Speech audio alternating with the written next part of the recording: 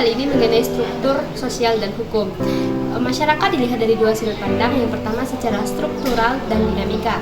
Secara struktural mengenai cara-cara bagaimana masyarakat secara tersusun rapi, dan secara dinamika yaitu susunan cara berinteraksi antara masyarakat. Nah, dari interaksi tersebut akan terjadinya perubahan pola perilaku masyarakat yang tidak sesuai dengan apa yang telah ditetapkan. Nah, interaksi manusia dipengaruhi oleh norma dan hukum, yang mana bertujuan untuk mengatur ketentraman di masyarakat.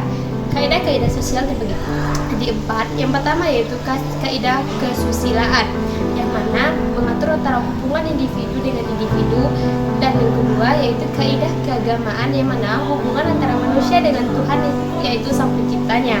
Yang ketiga yaitu kaidah kesopanan, yang mengatur bagaimana tingkah laku manusia terhadap manusia lainnya. Kaidah yang terakhir yaitu kaidah hukum. Perbedaan antara karakteristik kaidah hukum dengan kaidah sosial: yang pertama, hukum bersifat dari masyarakat. Yang kedua, sanksinya bersifat eksternal. Yang ketiga, bersifat mutlak, lahir dari kehidupan pribadi seseorang. Dan yang keempat, menciptakan ketertiban dalam masyarakat. Yaitu jenis-jenis lembaga sosial. Yang pertama yaitu keluarga, adalah unit sosial terkecil di dalam masyarakat, terdiri dari ayah, ibu, dan anak. Dari keluarga melahirkan individu dengan berbagai bentuk kepribadian dalam masyarakat. Yang pertama fungsinya yaitu reproduksi, ekonomi, sosialisasi, pengawasan sosial, dan pemberian status dan lain sebagainya. Lembaga yang kedua yaitu lembaga agama.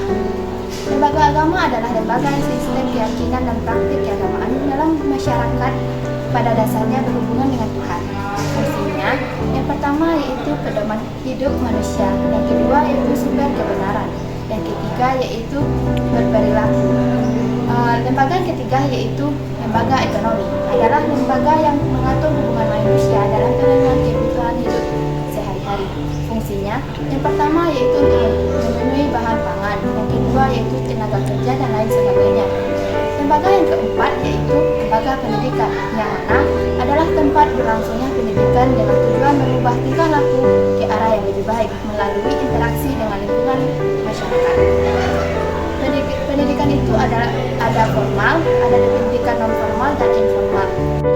Dan lembaga terakhir yaitu lembaga politik, adalah lembaga yang mengatur pelaksanaan dan memegang kepentingan masyarakat agar terciptanya masyarakat yang tertib dan teratur.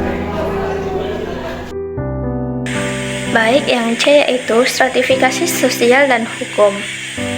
Akses terhadap keadilan. Kelompok dengan status sosial ekonomi rendah sering mengalami kesulitan dalam mengakses bantuan hukum atau mendapatkan perlakuan di pengadilan. Penerapan hukum yang tidak merata. Orang dari kelas sosial tinggi mungkin mendapatkan perlakuan lebih baik karena memiliki kekuasaan, uang atau koneksi. Pembentukan hukum.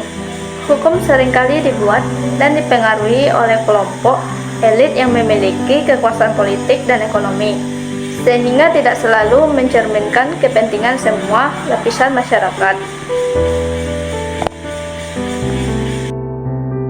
Yang D yaitu sosial dan hukum. Sosial dan hukum berarti sosiologi hukum. Sosiologi hukum adalah cabang ilmu yang mempelajari hubungan antara hukum dan masyarakat. Fokus utamanya adalah bagaimana hukum berinteraksi dengan struktur sosial, norma, dan nilai-nilai yang berlaku dalam masyarakat. Hukum dalam masyarakat. Sebagai kontrol sosial, hukum berperan dalam mengatur perilaku anggota masyarakat agar sesuai dengan norma yang berlaku. Sebagai alat rekayasa sosial, hukum dapat digunakan untuk mendorong perubahan sosial, seperti reformasi hukum untuk meningkatkan kesetaraan gender atau perlindungan HAM. Perannya sosial hukum dalam ilmu hukum. Sosial hukum membantu memahami bagaimana hukum diterapkan dalam praktik dan bagaimana masyarakat meresponnya.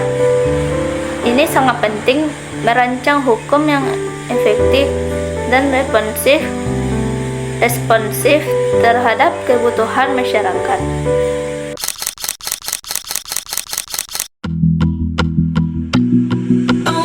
She was just a girl